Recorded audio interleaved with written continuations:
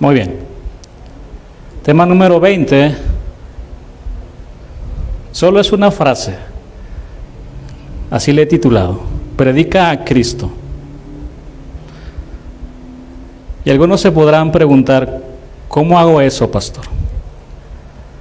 Y vamos a ver lo que dicen las Sagradas Escrituras al respecto. La siguiente enseñanza, hermanos, estará edificada sobre 3 columnas de estudio. Primero veremos el testimonio verbal de Pablo acerca de Jesucristo. En segunda instancia, la oposición que se levantó contra él por causa de proclamar el mensaje del Evangelio.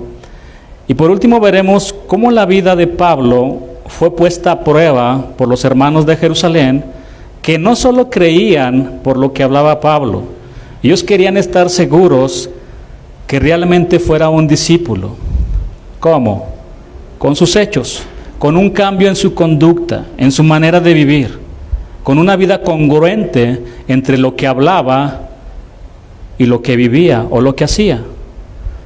Hermanos, es muy importante que nuestra fe que expresamos con nuestras palabras y nuestra conducta sea congruente. ¿Están de acuerdo?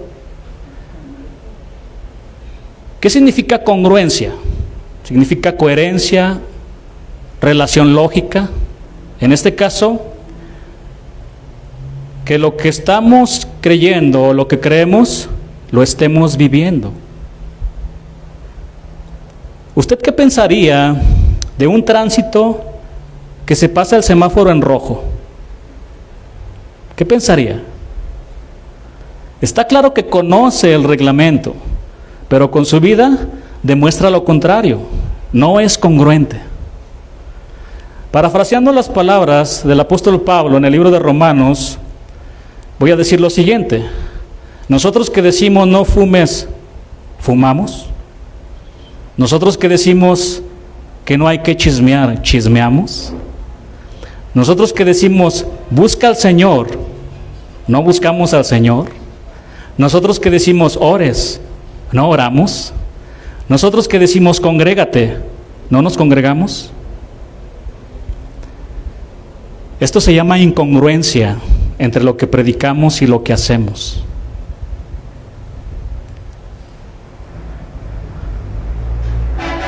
¿Ya vieron qué fácil se caen nuestras palabras de la boca? Sin darnos cuenta, aventamos piedras por todos lados, ignorando que el techo de nuestra casa es de cristal.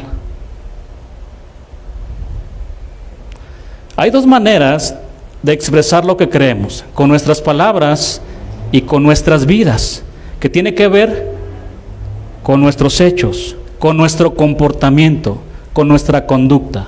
Por eso Santiago nos dice que no solo seamos oidores, sino hacedores de la palabra. Si nosotros decimos que somos cristianos, ¿cuántos cristianos hay aquí? Si nosotros decimos que somos cristianos, seguidores del Señor Jesús, entonces nuestras palabras y nuestra vida debe de ser congruente. Nuestras palabras deben de ser congruentes con nuestro comportamiento y nuestra conducta. Deben de ser congruentes con lo que hacemos y lo que creemos con respecto a nuestra fe en Cristo. Por lo tanto, no solo debemos predicar a Cristo con nuestras palabras, sino también con lo que hacemos. Pablo le dijo a su hijo Timoteo, en su segunda carta que le escribió, le dijo lo siguiente: te encarezco que prediques la palabra. Y cuando Pablo le escribió esta carta a Timoteo, él tenía cerca de 70 años. Estaba a punto de ser sacrificado. Y Timoteo tenía cerca de 30 a 40 años. El propósito de esta carta de Pablo hacia Timoteo era para despedirse de él antes de partir con el Señor, para darle algunas instrucciones finales que le iban a ayudar en y durante su ministerio, y para exhortarlo a preservar y transmitir la sana doctrina, la sana enseñanza. En esta carta lo exhorta a mantener la fe, a que se afirmara en la fe, a defender la fe y a aferrarse a la sana doctrina que está estrechamente ligada a la pureza de las Escrituras, tal y como fue inspirada, soplada por Dios. Segunda de Timoteo 4:1 dice así: te encarezco delante de Dios y del Señor Jesucristo, que juzgará a los vivos y a los muertos en su manifestación y en su reino. A lo largo de todo el Nuevo Testamento, normalmente Pablo se dirigió a su hijo Timoteo en la fe de manera muy afectuosa y familiar. Pero aquí utiliza un tono muy diferente cuando comienza a exhortarlo. Su tono es muy solemne y con mucha seriedad. Te encarezco delante de Dios y del Señor Jesucristo. Esta palabra encarezco en el griego significa testimonio, testificar. Es decir, el apóstol Pablo está llamando a Dios y al Señor Jesucristo como testigos del encargo que le daría a Timoteo. Y Timoteo no debía de perder de vista que su servicio estaba delante de Dios y del Señor Jesucristo.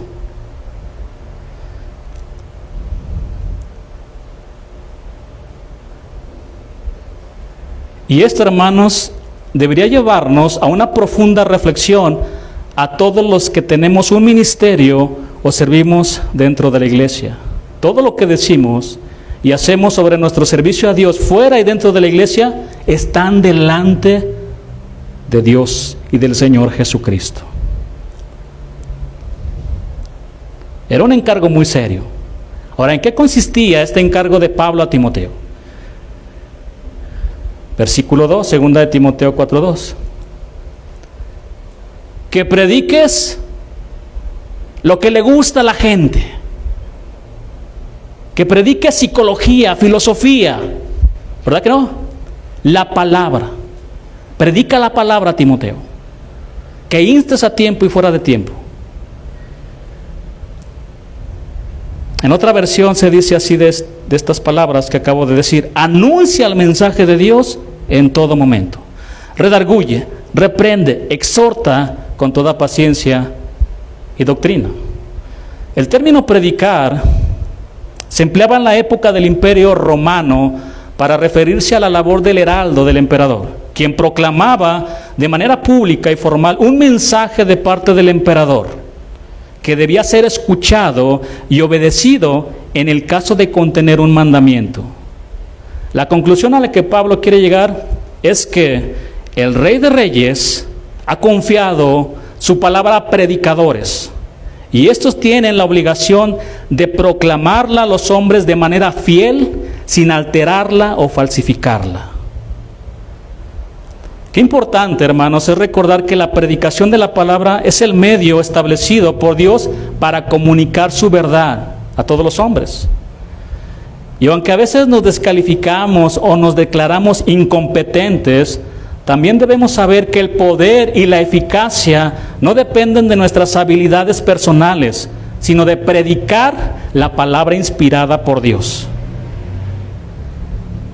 Pablo le dijo a Timoteo: predica la palabra.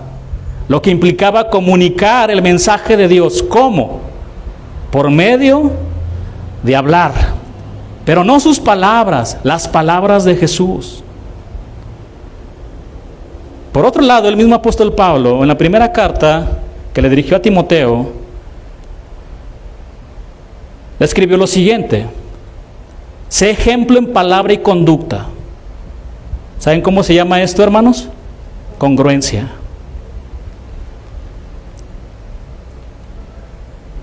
Primera Timoteo 4:12. Vamos a leerlo rápidamente. Ninguno tenga en poco tu juventud, sino sé ejemplo de los creyentes en palabra, conducta, amor, espíritu, fe y pureza. Ninguno tenga en poco tu juventud. Debido a que Timoteo era un pastor joven, él estaba expuesto y podía ser presa de cometer los errores propios de su juventud. Los jóvenes se equivocan, toman decisiones incorrectas y aprenden en el proceso. Él estaba expuesto. y podía ser presa de cometer los errores propios de su juventud. Y ante esto, había muchos que lo podían menospreciar. ¿Tú qué me puedes enseñar, Timoteo? Yo tengo 20 años en el Evangelio. ¿Tú qué me enseñas? Y existe eso dentro de las iglesias en ocasiones. El pecado de menospreciar. Ahora, para hacer frente a todo esto, Pablo lo llamó a vivir una vida consagrada, una vida apartada para Dios, exclusivo para el Señor, consagrada, santa.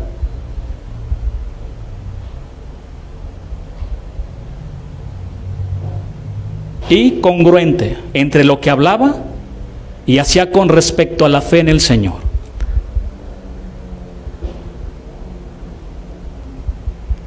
Veamos si Pablo, quien le dio estos consejos a Timoteo, Saulo de Tarso, era congruente en su fe, con palabras y hechos.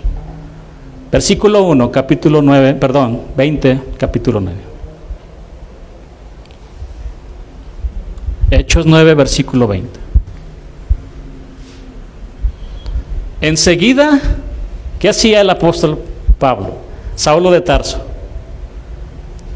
predicaba a Cristo en las sinagogas y diciendo que este era el Hijo de Dios.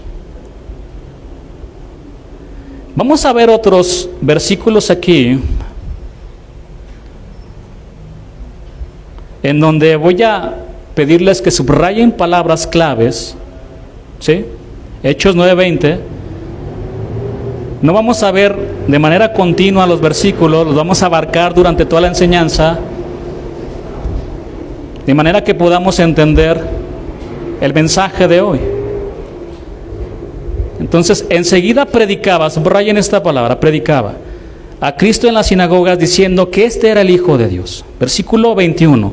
Y todos los que le oían, estaban escuchando a Pablo, lo que predicaba a Cristo, estaban atónitos.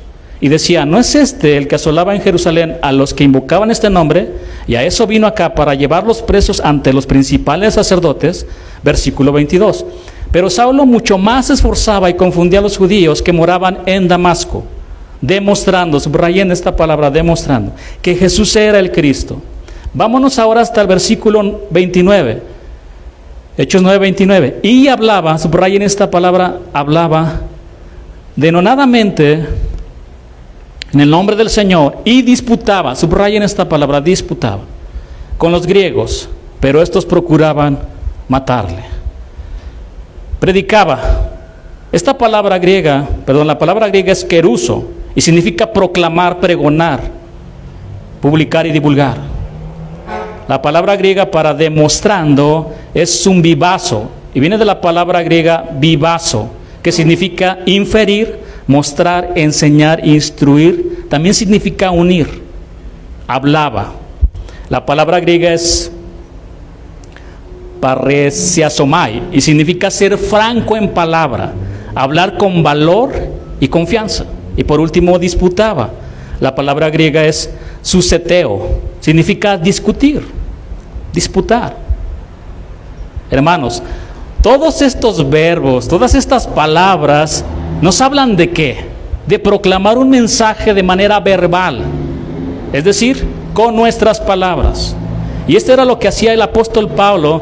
Después de su conversión, él predicaba, demostraba, hablaba y disputaba acerca de su fe en Cristo.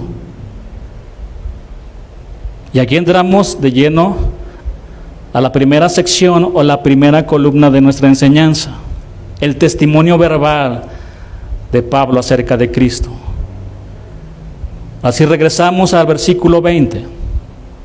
Enseguida predicaba a Cristo en las sinagogas, diciendo que este era el Hijo de Dios. Este hombre, Saulo, que odiaba a Cristo y a sus seguidores, después de su conversión, inmediatamente comenzó a testificar de Cristo, sin ningún temor, sin ninguna vergüenza. Comenzó a testificar del amor de su vida. Saulo de Tarso después de su encuentro con el Señor en el camino a Damasco, experimentó, hermanos, un profundo gozo y una gratitud inmensa. Su corazón se llenó del amor de Cristo, por lo tanto, enseguida comenzó a predicar acerca del amor de su vida. Algunos cristianos podrían decir que Saulo estaba en su primer amor, haciendo alusión a solo un momento romántico y pasajero. Algunos dicen, déjenlo, ya verán, en unos días se le va a pasar. Así todos comienzan. Sin embargo, a Saulo no le duró unos días, le duró toda su vida. Se enamoró profundamente de su Señor. Vivió con una pasión realmente asombrosa, a tal grado que él estaba a dar la vida por su amado Salvador. En cierta ocasión, un profeta llamado Agabo tomó el cinto de Pablo y atándose los pies y las manos dijo, esto dice el Espíritu Santo, así atarán los judíos en Jerusalén al varón de quien es este cinto y le entregarán en manos de los gentiles.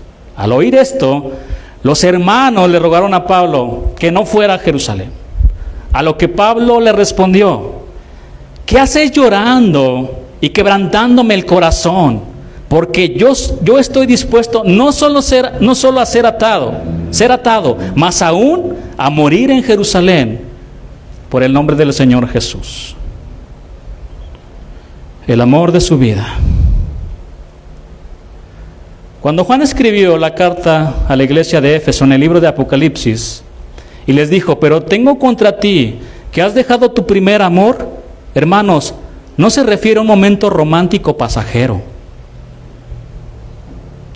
La frase primer amor significa que Jesús es el Rey de Reyes y Señor de Señores. Significa que Él debe ser el primer lugar en nuestras vidas y que por lo tanto Él gobierna nuestro corazón y que reina 100% sobre nuestras vidas. Él es el primero y el último, el alfa y el omega. Y déjenme decirles algo. Jesús siempre ocupó el primer lugar en el corazón de Pablo. Pregunta: ¿hemos dejado nuestro primer amor? ¿Cómo podemos darnos cuenta de esto? Sencillo. Tenemos tiempo para todo, menos para el Señor. El Señor ocupa el último lugar en nuestra vida y solo nos acordamos de Él cuando nuestra casa se está quemando y lo usamos únicamente como una escalera para escapar de las llamas. Es triste, es la realidad de algunos. Congregarse para algunos en su listado de prioridades, de actividades, se encuentra en el último lugar. Tenemos antes nuestro trabajo, la escuela, la asistencia a otros lugares, y si nos acordamos, vamos a la iglesia.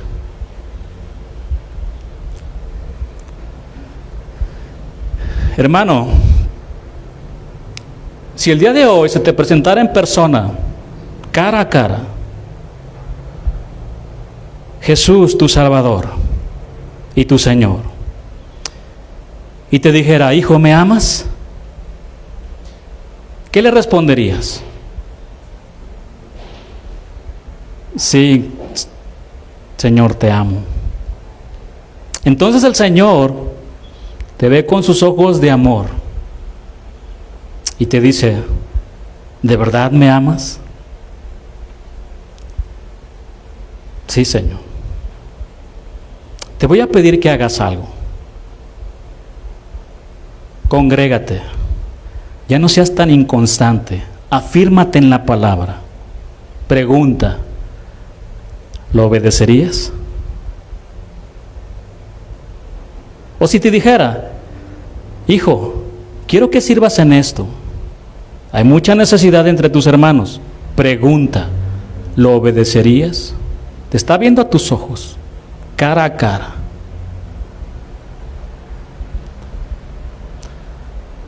No quiero seguir con esto porque es confrontante. Pero al punto que quiero llegar es que Pablo no tuvo un encuentro romántico superficial. Su encuentro con el Señor marcó su vida para siempre. La única razón de su existencia y el motor de su vida era su amado Salvador. Y al darse cuenta de que Dios lo había amado con un amor fuera de este mundo, un amor desconocido, él amó a su Señor también. Por tal razón, él deseaba dar de gracia lo que había recibido de gracia. Y tenía una gran pasión por las almas, por predicar a Cristo. Pueden existir varias causas por las cuales no predicamos a Cristo. Algunos tienen vergüenza, otros tienen miedo al rechazo y a la burla, otros dicen que no saben cómo hacerlo, otros no predican a Cristo porque sus vidas están igual o peor que los que no conocen al Señor. Tienen vidas incongruentes. Ahora, ¿cuántos de los que están aquí creen que Jesús es el camino, la verdad y la vida y que nadie puede llegar a Dios sino por Él? ¿Cuántos creen esa verdad? Yo la creo. ¿Cuántos creen que todos aquellos que mueren en sus pecados irán al infierno? Yo sí lo creo. Pregunta, hermano, ¿qué hubiera pasado si no te hubieran compartido el Evangelio a ti y a mí? ¿Qué hubiera pasado? El problema que tenemos es que muchas veces pareciera que no creemos lo que está en la Biblia, porque vivimos de otra manera, o pensando en otras cosas, menos en lo que dice la palabra.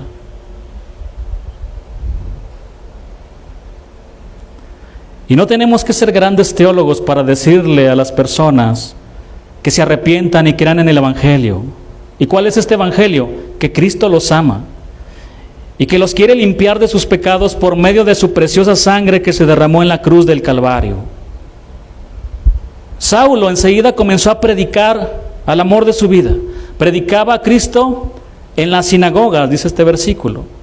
Y no cabe duda que la entrada que tenía en las sinagogas fueron los días inmediatos de su conversión. Saulo era conocido como el gran perseguidor de los cristianos por los principales sacerdotes. Por consecuencia, era bien recibido en las sinagogas y se le invitaba a tomar la palabra para enseñar al pueblo. Este tiempo lo aprovechaba muy bien para dar un testimonio verbal a todos acerca de Jesús, proclamándolo como el Hijo de Dios. Este título, Hijo de Dios, que aparece en este versículo que leímos, fue dado a Jesús durante su vida terrenal, como aparece claramente en los evangelios. Traigo muchas citas, no podemos leerlas todas por causa de tiempo, pero Mateo 3:17, Mateo 4:3, Mateo 14:33, tengo más versículos de Mateo, Marcos 1:11, 3:11, 5:7, 9:7, etc. Bueno, este título, Hijo de Dios, era considerado por los judíos como título mesiánico. Significaba el Mesías prometido y enviado por Dios. La convicción de que Jesús era divino se asentó profundamente en la mente y en el corazón de sus discípulos. Años después, el apóstol Pablo enseñaría que en Jesús habita corporalmente la plenitud de la deidad, como dice Colosenses 2:9. Pedro también confesó lo mismo y dijo estas palabras: tú eres el Cristo, el Hijo de Dios viviente. Mateo 16:16. De la misma manera que Pedro en Cesarea, Pablo en Damasco afirmó lo mismo, proclamaba que Jesús era el Hijo de Dios. Lo que está haciendo aquí Pablo es algo muy sorprendente e incluso blasfema. Era una blasfemia dentro de las sinagogas para su audiencia, que en su mayoría eran muy religiosos. Decir que Jesús era el Hijo de Dios es como decir ante millones de musulmanes que Jesús es Dios y el único camino a la salvación. ¿Qué te pasaría? Acaban contigo.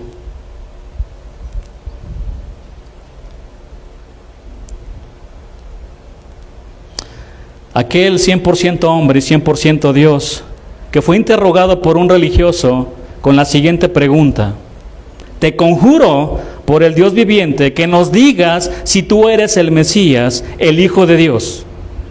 A lo que él respondió de manera categórica: tú lo has dicho.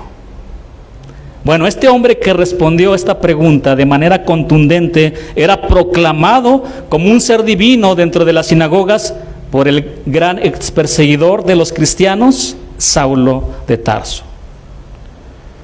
Saulo de Tarso, aunque era un recién convertido, hermanos, tenía una perspectiva muy clara de la doctrina esencial: Jesucristo es el Hijo de Dios. Versículo 21, Hechos 9:21, para seguir avanzando. Y todos los que le oían estaban atónitos y decían: ¿no es este el que asolaba en Jerusalén a los que invocaban este nombre? Y a eso vino acá, para llevarlos presos ante los principales sacerdotes. Aquellos que escuchaban a Saulo estaban asombrados, se llenaron de asombro ante lo que él estaba diciendo, ante lo que él estaba proclamando. Ellos esperaban oír y ver el odio que manifestaba constantemente contra los cristianos, pero en lugar de eso le oían decir que Jesús era el Hijo de Dios. Su manera de hablar y el mensaje que enseñaba cambiaron radicalmente. Por tanto, se preguntaban con lógica: ¿qué le pasó a Saulo? Estaba irreconocible. Pregunta, mi hermano: ¿los de tu alrededor han notado tu cambio en tu manera de hablar? ¿Lo han notado? Versículo 22. Pero Saulo mucho más se esforzaba, y esta palabra en el griego, esforzaba, significa dar fuerzas y fortalecer, y confundía a los judíos que moraban en Damasco, demostrando que Jesús era el Cristo. Saulo se esforzaba, literalmente era fortalecido, esto es, se hacía fuerte para demostrar que Jesús era el Cristo. Su fortaleza provenía también del Espíritu Santo. El poder convincente procedía de la palabra que utilizaba para demostrar que Jesús era el Mesías prometido. Sin duda, su preparación bíblica en la escuela de su maestro Gamaliel le permitía con firmeza en el Antiguo Testamento explicar el cumplimiento profético y con ello la venida del Mesías. No cabe duda que esto causaba confusión en los oyentes, confundía a los judíos que habitaban en Damasco. Ninguno de los oyentes de Pablo era capaz de rebatir lo que él enseñaba. ¿Por qué, hermanos? Porque sus palabras se ajustaban de manera milimétrica a la palabra, y la argumentación dictada en el poder del Espíritu era irrefutable. No podían. Él estaba demostrando delante de todos la verdad bíblica. La palabra demostrando en el griego tiene sentido también de unir juntamente. Quiere decir que Saulo unía los distintos pasajes bíblicos de las profecías y los ponía delante del auditorio a su consideración, demostrando la verdad de aquello que él afirmaba.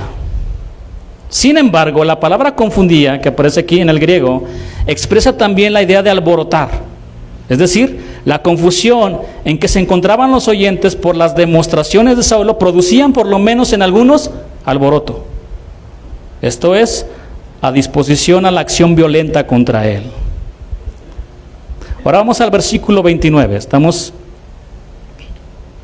viendo nuestra primera parte de la enseñanza.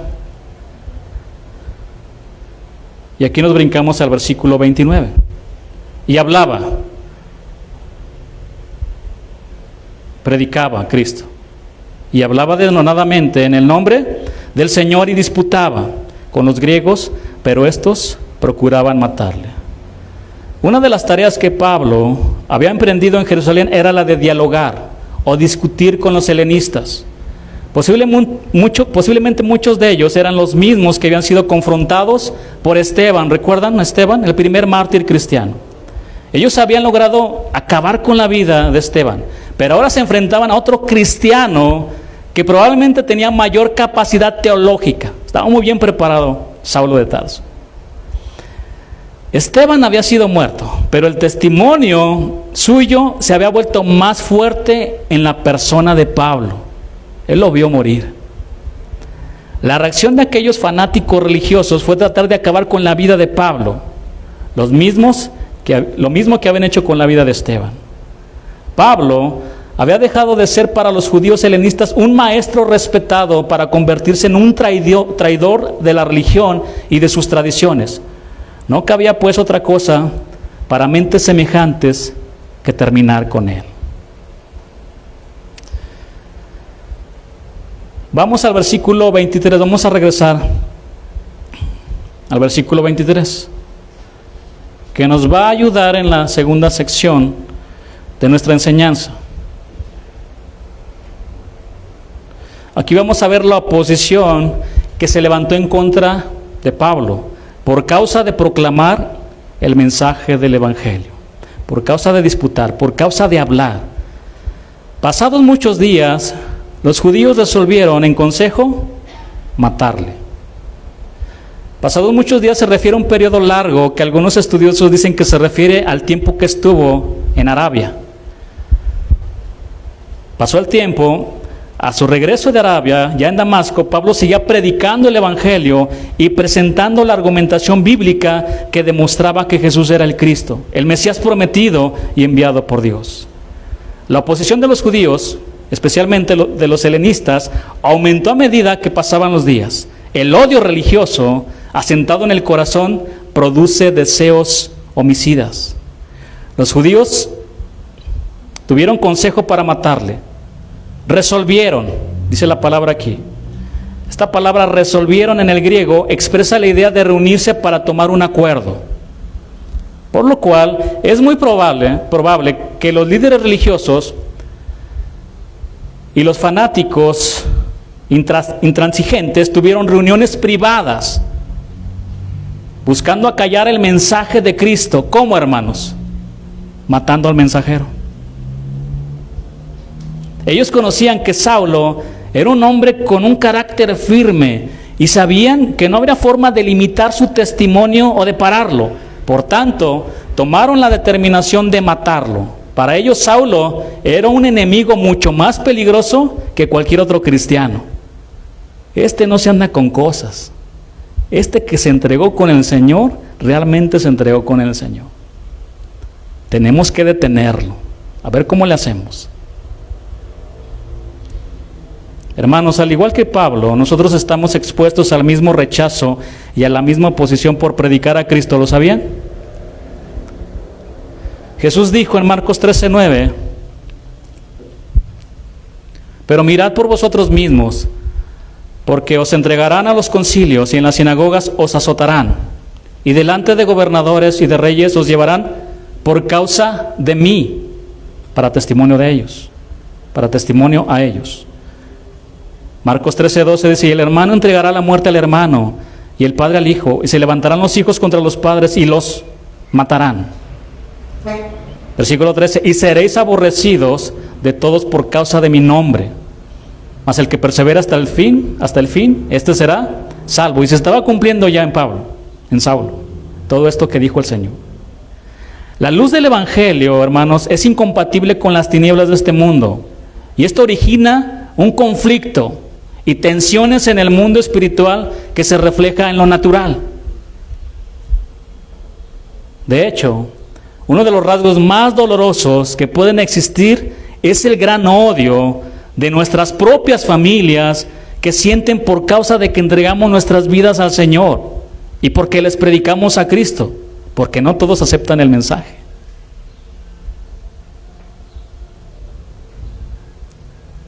Un hombre musulmán que ya murió, entregó su vida al Señor. Y cuenta su historia de cómo Dios se le reveló.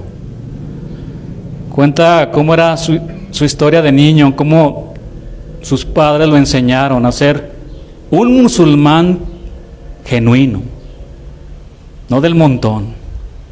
5 veces oraba al día. Sus padres le enseñaron eso. hijo de abuelos misioneros, pero musulmanes, que iban a predicar el Corán a otros lados. Su religión era parte de su ser. Lo tomó muy en serio. A los 5 o 8 años se conocía varios capítulos ya de memoria del Corán. Era un hombre apegado a su religión. Su padre, un militar, su esposa se mudaron a Estados Unidos. Él empezó a crecer ahí y empezó a ver algunos cristianos que no le enseñaban, que no le predicaban a Cristo. Decían que eran cristianos. Pero entre ellos vio a uno, dice que lo vio un día abriendo la Biblia. Y que le dice, oye, ¿por qué lees la Biblia? ¿Sabías que trae muchos errores? ¿Cuántas traducciones hay? ¿Cuántos lenguajes? ¿Tú crees que no perdió ya su fidelidad, su confianza? Y le empezó. Este chavo estaba preparado, le supo responder. Y él le comentó, dice, tú acabas de hablar ahorita con tu mamá en inglés, pero también hablas tu lenguaje, ¿no? De donde naciste. Significa que ya perdiste también esa confianza, esa fidelidad de ese mensaje que mandaste a tu mamá. Sigue siendo el mensaje. Es como decir el día de hoy, ¿no? Sí, yes. Son palabras muy diferentes, pero el mensaje sigue siendo el mismo. El mensaje sigue siendo el mismo de la Escritura. Sigue siendo el mismo. Te entrega su vida al Señor.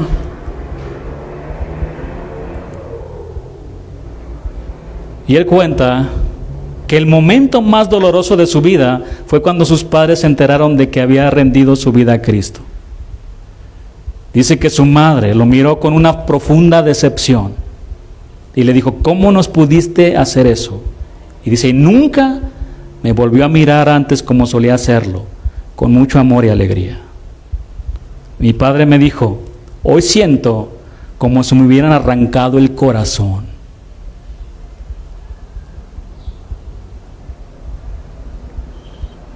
Se entregó al Señor, no le importó.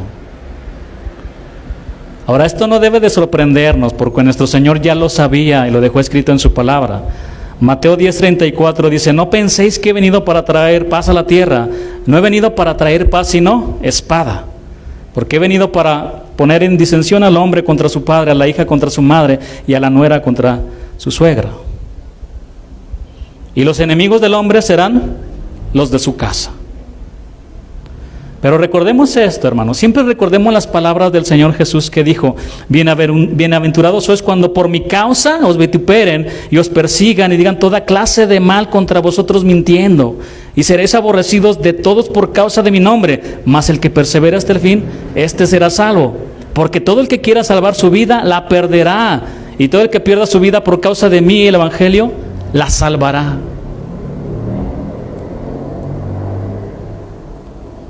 Pablo estaba enfrentando esto, acechanzas de muerte, como dice el versículo 24, Hechos 9:24, pero sus acechanzas llegaron a conocimiento de Saulo, y ellos guardaban las puertas de día y de noche para matarle.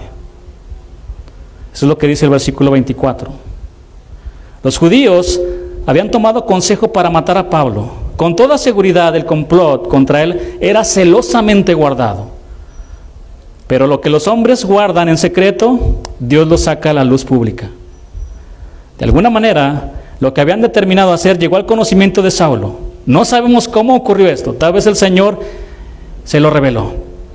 Aunque lo más probable es que dentro de la comunidad cristiana de origen judío hubiese llegado a alguno el conocimiento de las acechanzas preparadas contra Saulo. Para llevar a cabo sus propósitos, vigilaban cuidadosamente las puertas de la ciudad, tanto de noche como de día. Lucas no dice quiénes eran los que vigilaban las puertas día y noche, pero Pablo nos da un poco más de detalles sobre este incidente en 2 de Corintios 11:32 y versículo 33, que vamos a leer.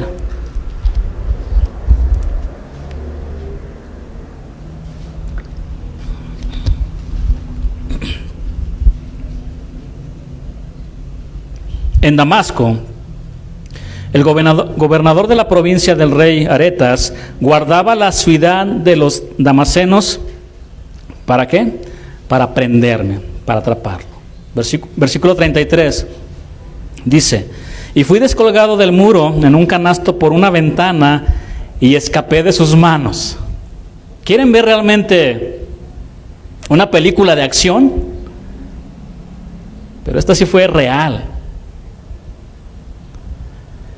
Que en el versículo 25 está unido a este versículo 33. Si vamos a Hechos 9:25, nos confirma lo que dice el versículo 33.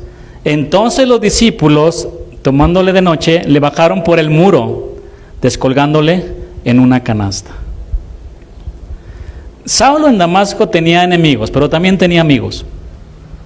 Eran algunos de los convertidos a Cristo en su reciente ministerio.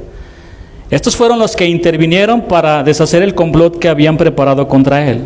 Con mucha prudencia, por la noche, tomando un canasto, lo hicieron descender por fuera del muro hasta ponerlo en tierra más allá de las puertas vigiladas por los enemigos. Posiblemente lo hicieron descender por una ventana de una casa que estuviera apoyada en el muro de la ciudad. El apóstol salió de este modo de la ciudad, pero en ella quedó consolidada una iglesia local. Es muy probable también que el dueño de la casa, desde donde hicieron bajar a Pablo, fuera también cristiano, alcanzado para Cristo por el ministerio desarrollado por Pablo, o Saulo en este caso. Hermanos, al punto que podemos llegar aquí es que Dios cuida y protege a los suyos para llevar a cabo sus propósitos. Él cuidó de la vida de Pablo en todo tiempo. Y nadie, hermano, nadie puede trastornar los caminos de Dios, ni puede frustrar sus planes. Lo que Él se ha determinado a hacer, lo hará.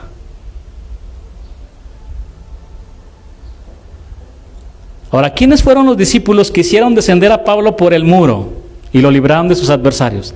Nada se dice sobre ello. Sin embargo, Dios usó manos anónimas para nosotros, pero conocidas para Él, para ser instrumentos y así preservar la vida del apóstol.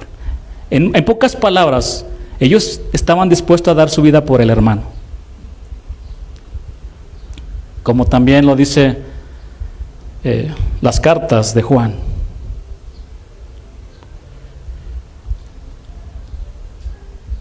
¿Cuántas veces por nuestra mentalidad humana estamos dispuestos a ver a los grandes hombres de la historia e ignoramos a quienes, siendo aparentemente muy pequeños, son instrumentos vitales en la vida de esos hombres de Dios? Siempre ocurre que los que sostienen las cuerdas pasan desapercibidos, pero en el día de Cristo recibirán la recompensa que corresponde a su fidelidad y compromiso. Esta hazaña fue contada por Pablo, y su nueva familia estaba dispuesta a arriesgar su vida por él. Aquí vamos a pasar ya a la tercera parte de la enseñanza que mencioné al inicio, de cómo los hermanos judíos pusieron a prueba la vida de Pablo. Ahora es importante mencionar que los hermanos, como lo dije, que encontramos en los siguientes versículos que vamos a leer, no son los mismos hermanos que aparecen ayudando a Saulo para que escapara por medio de una canasta. Estos hermanos de los que hablan los siguientes versículos eran de Jerusalén, y los hermanos que ayudaron a Pablo a escapar descolgándole por la canasta eran de Damasco, como también ya lo vimos. Los hermanos de Jerusalén pusieron a prueba la vida de Pablo porque no solo creían por lo que hablaba, ellos querían estar seguros que realmente fuera un discípulo. ¿Cómo? Con sus hechos, con un cambio en su conducta, en su manera de vivir, con una vida congruente entre lo que hablaba y lo que hacía. Ahora sí vamos al versículo 26.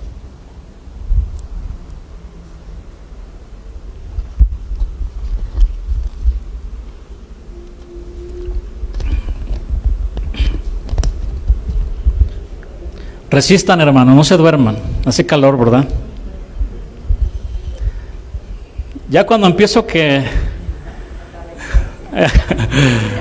ya cuando me hacen ojitos y como que les da vueltas, ¿sí? Es señal de que tienes que pasar al baño a lavarte tu rostro y despertar, ¿sí? Pueden hacerlo también. A veces el calor nos adormece. Si vienes también de trabajar o desvelado, aún más, no es más difícil. Ya estamos por terminar.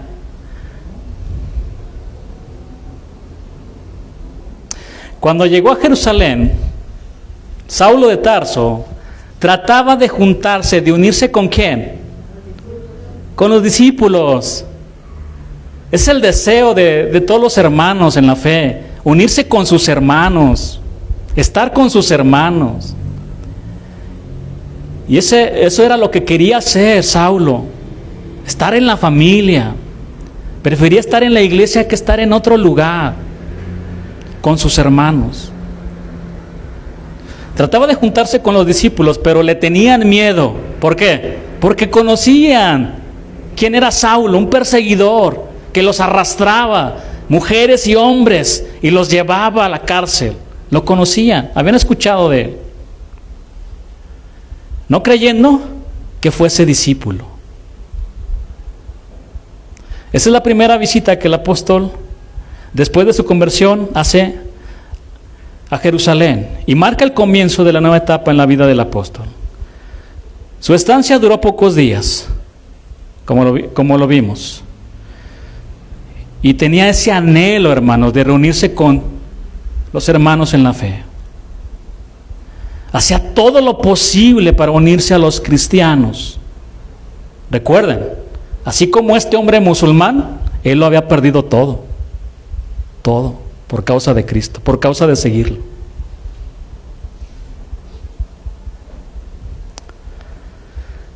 Ahora, esto no fue sencillo, porque los hermanos pensaban que se quería infiltrar entre ellos para llevarlos a la cárcel. Pablo estaba entre dos mundos, el judaísmo y el cristianismo, y en ninguno, en ese momento aquí precisamente, no era aceptado. Versículo 27, vamos a ver qué sucedió. Entonces Bernabé, tomándole, lo trajo a los apóstoles y les contó cómo Saulo había visto en el camino al Señor, el cual le había hablado, y cómo en Damasco había hablado valerosamente en el nombre de Jesús. Bernabé, el hijo de consolación, el mismo, ¿recuerdan que aparece también en el libro de Hechos? Y que llevó una parte de su heredad y la puso a los pies de los apóstoles. Es el mismo, hijo de consolación.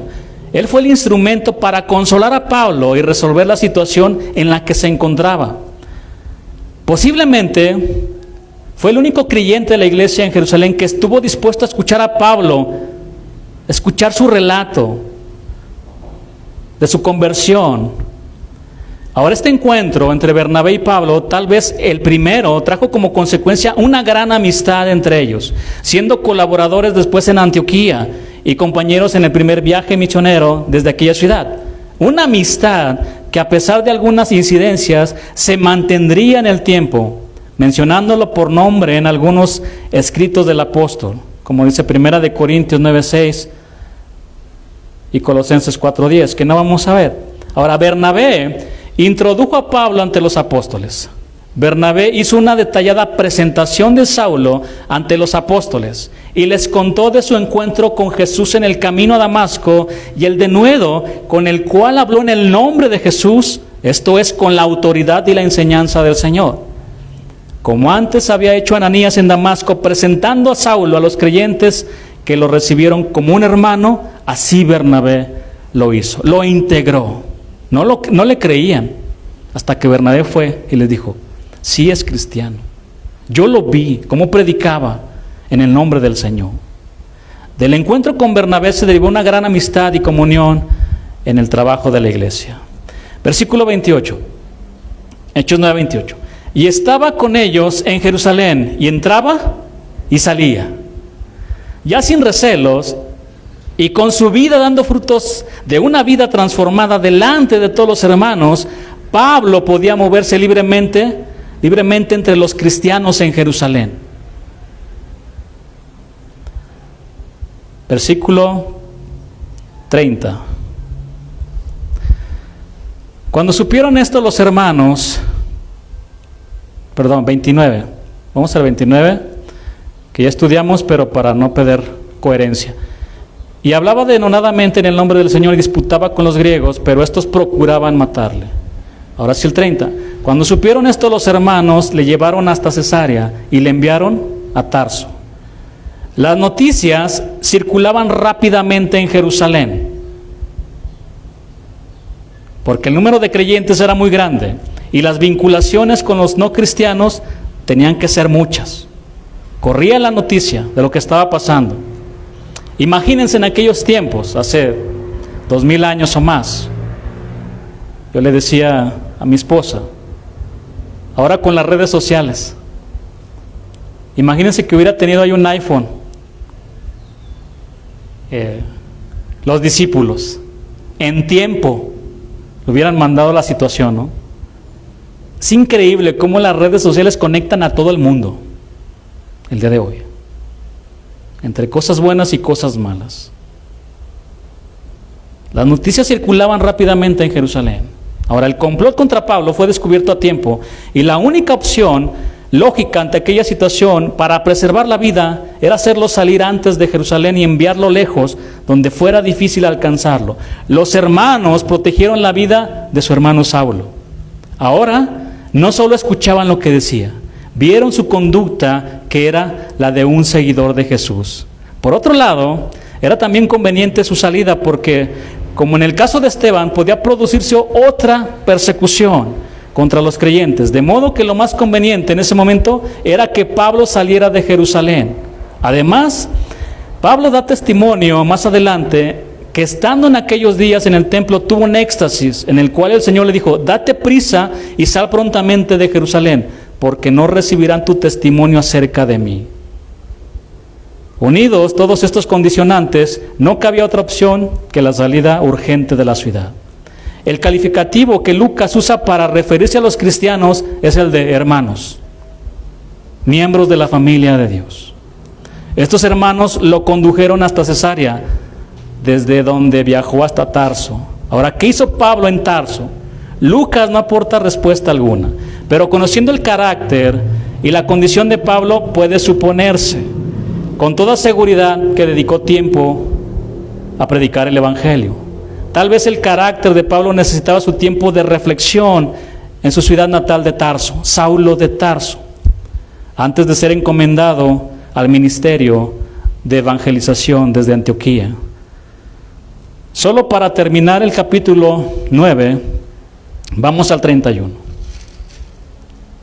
Entonces las iglesias tenían paz por toda Judea, Galilea y Samaria, y eran edificadas, andando en el temor del Señor, y se acrecentaban fortalecidas por el Espíritu Santo.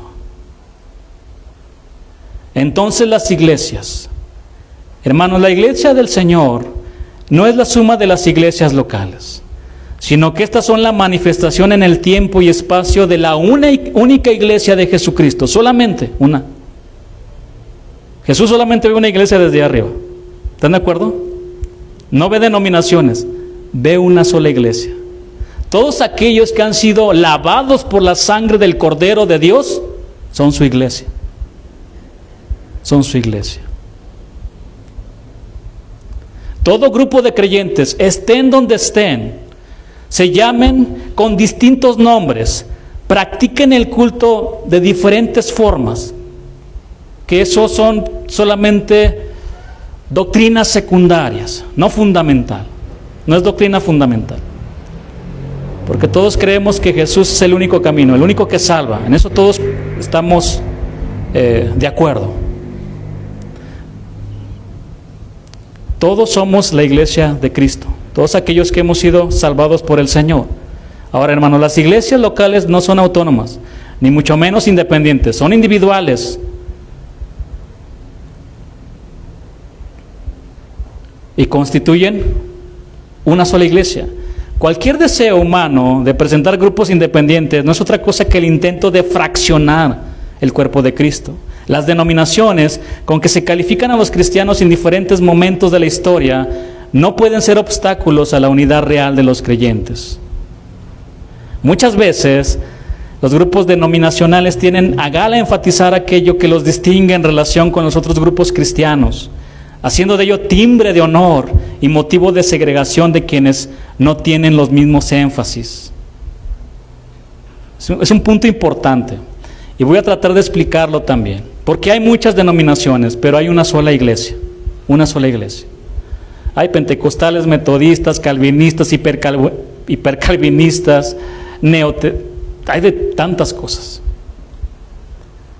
Pero es importante que ustedes conozcan esto, que conozcan la enseñanza también. Como les he dicho previamente, si ustedes van con los metodistas, ¿qué les van a enseñar? La enseñanza metodista. Los calvinistas de la misma manera. Y el problema de estar escuchando de varios lados es que se pueden confundir. Se pueden confundir. Entonces tengan cuidado nada más con eso.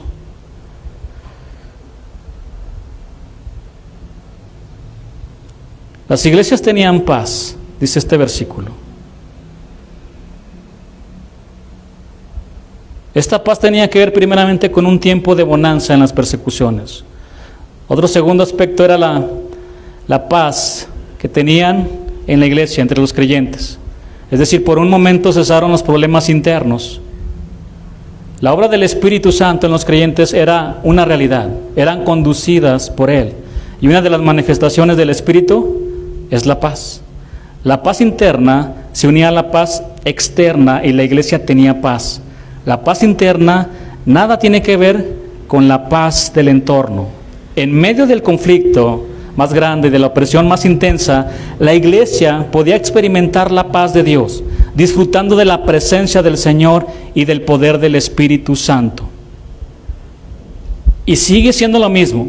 En medio de pandemias, en medio de que se esté cayendo todo, la iglesia tiene paz. ¿Sí o no? Porque esa es la verdadera paz. No simplemente es bonanza y que no pase nada. No, en medio de la tormenta, en medio de la situación, tener paz. Entender que Dios tiene el control de todas las cosas. Que necesitamos aprender a confiar en Dios con todo nuestro corazón.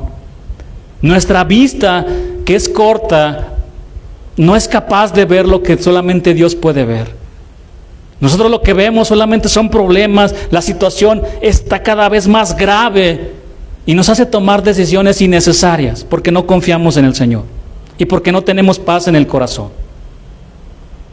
Veo muchos jóvenes que tienen que tomar decisiones ya, muy pronto. ¿Con quién te vas a casar? ¿De qué vas a estudiar? ¿Qué vas a trabajar? Toma esa decisión con paz en tu corazón. No te aceleres, no te presiones, ni dejes que te presionen los demás. Deja que el Señor te guíe, que te lleve de la mano. Hazlo con paz en tu corazón. Cada decisión que tomamos en nuestra vida, háganlo con paz en el corazón. Muchas veces queremos ayudar a Dios. Vemos la situación y vemos, Dios, ¿dónde estás? Y corremos, ¿verdad? Para solucionar la situación. Pero no lo logramos.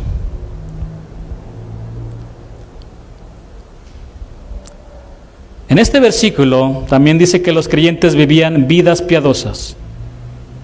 Vivían en el temor del Señor. Temor no significa miedo. Aquí significa respeto reverente. La verdadera piedad, la vida en el temor del Señor, se alcanza en la medida en que el cristiano deja que el Espíritu Santo lo llene en plenitud y actúe en su vida. Los cristianos de las iglesias a las que Lucas se refiere vivían bajo la dirección del Espíritu, eran conducidos por Él. Estos cristianos tenían vidas de testimonio congruentes delante de todos. El resultado de la paz y de ser guiados por el Espíritu fue que los hermanos crecían en conocimiento del Señor y a su vez crecían en número. Hermanos, Dios nos encontró como a Pablo y nos salvó para que nuestras palabras y nuestra vida sean una Biblia abierta a todos los que no conocen al Señor. Predica a Cristo, predica al amor de tu vida, predícalo con tus palabras y con tu vida, donde quiera que vayas. Represéntalo bien donde estás. Así le decía la mamá a este hombre: hijo, cuando llegues a la escuela, todos van a darse cuenta que eres musulmán. Representa bien el Corán. Sé el más puntual, el más respetuoso. Sé el más bueno de tu clase. Represéntalo bien. Cristianos, hagamos lo mismo. Representemos bien al Señor donde quiera que estemos, a donde quiera que vayamos. Pero si dices: ay, mira, ese es cristiano, ya lo vi drogándose allá. Aquella que se dice cristiana, la vi en la discoteca ayer bailando.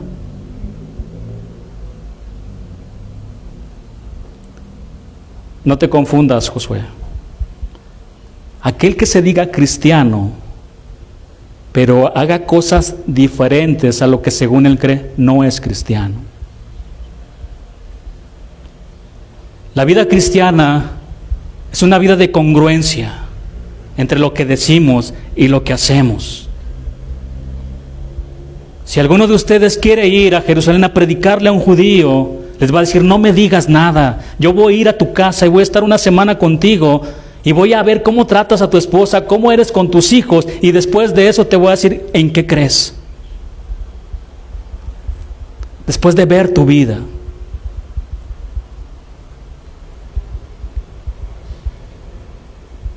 Predícalo con tus palabras y con tu vida, donde quiera que vayas. Sé congruente en lo que dices y lo que haces. Haga lo que diga y diga lo que haga. Si les predicamos que Jesús salva y transforma las vidas, entonces que eso se vea primeramente en nuestras vidas. Primeramente.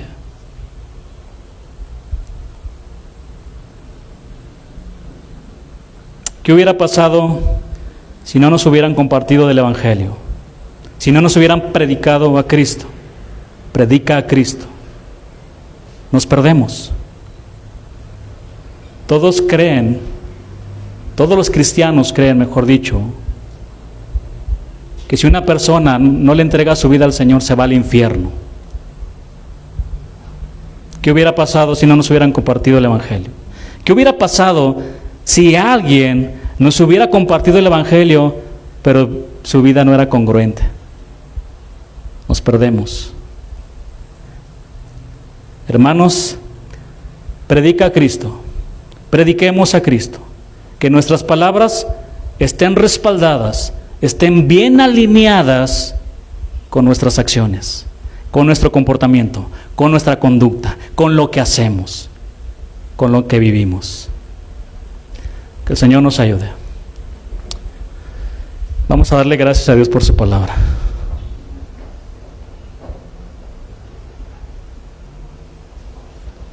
Pónganse en sus pies ya para orar.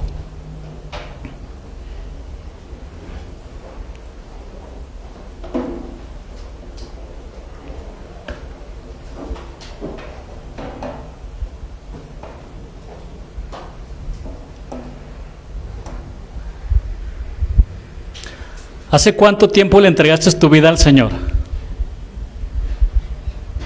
¿20 años? 5 años? 5 años. Algunos pueden tener 1 año, 2 años. ¿Cómo fue tu encuentro con el Señor? Saulo iba a perseguir a los cristianos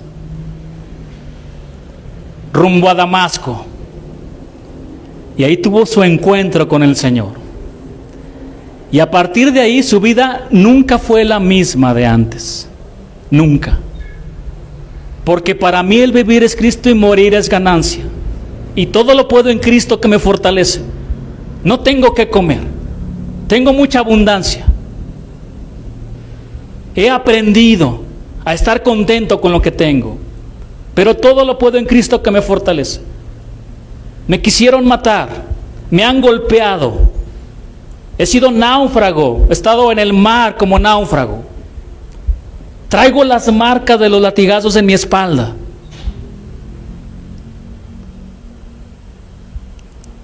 Él es el amor de mi vida. Se enamoró toda su vida a pesar de las situaciones, hermanos. A pesar. Pero hay cristianos que son de cristal. De cualquier cosa se rompen fácilmente. No aguantan nada. Ya no me quiero congregar, ya me quiero ir de aquí. Porque no aguantan nada. Viene una situación, y no digo que no tenemos que sufrir y pasar situaciones, si nos duele. Pero veamos, y más allá aún, la vida del Señor Jesús. El máximo ejemplo que agradó en todo a su Padre. Y fue obediente hasta la muerte y muerte de cruz. Y lo dio todo por nosotros. Señor, gracias te damos por tu palabra. Gracias, Señor. Te adoramos porque tú eres nuestro Dios. Tú eres el Hijo de Dios. Tú eres nuestro Señor. Ante ti nos rendimos, Señor. Nos humillamos. Y aquí está nuestra vida, Señor. Ayúdanos a hacer Biblias abiertas delante de todos, Dios. Biblias congruentes. Hombres y mujeres que vivamos lo que predicamos.